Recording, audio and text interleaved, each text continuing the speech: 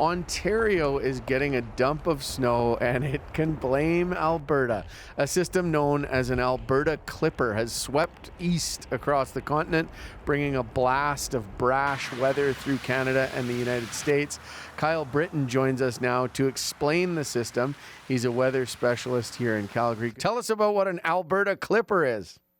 Well, it's Alberta's top weather export to the rest of the continent, as we've been seeing in recent days. Not sure if people really like that, though, because these systems are really fast-moving and impactful storms. They're actually part of one of the top three kind of main storm tracks across North America in the winter. So it is a fairly big deal.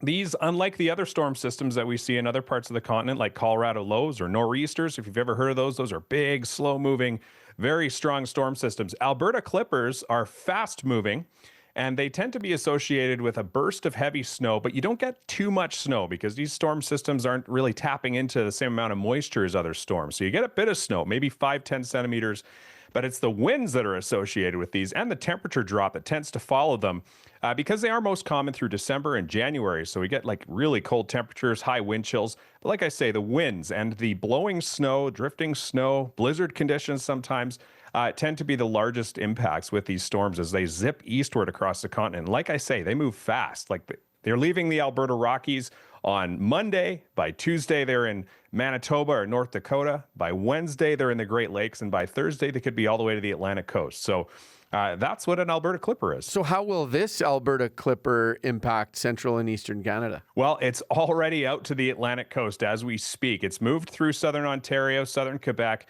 And in behind that, like I say, we've got a lot of those strong, cold northwest winds. At this time of the year, when you get a strong, cold northwest wind over the Great Lakes, those are big, relatively warm still bodies of water. And so in the lee of those lakes, in the snowbelt regions, we can get some significant snow squall activity. So there are localized areas of southern Ontario getting heavy snow with this system.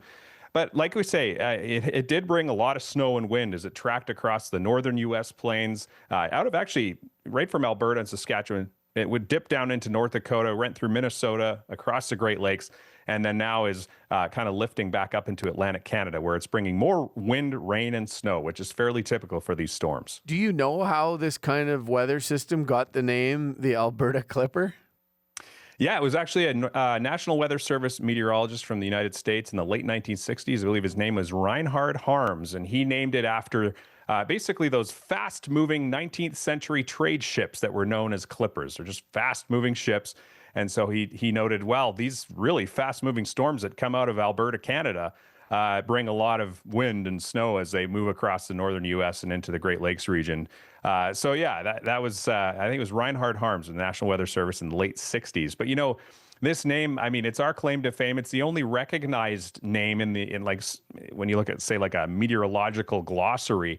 But others try to take the name and make it their own. So we've heard sometimes Alberta Clipper, as it moves into Saskatchewan, they call it a Saskatchewan Screamer. As it moves into Manitoba, Manitoba Mauler. And I'm not sure what else after that, but it's an Alberta Clipper through and through.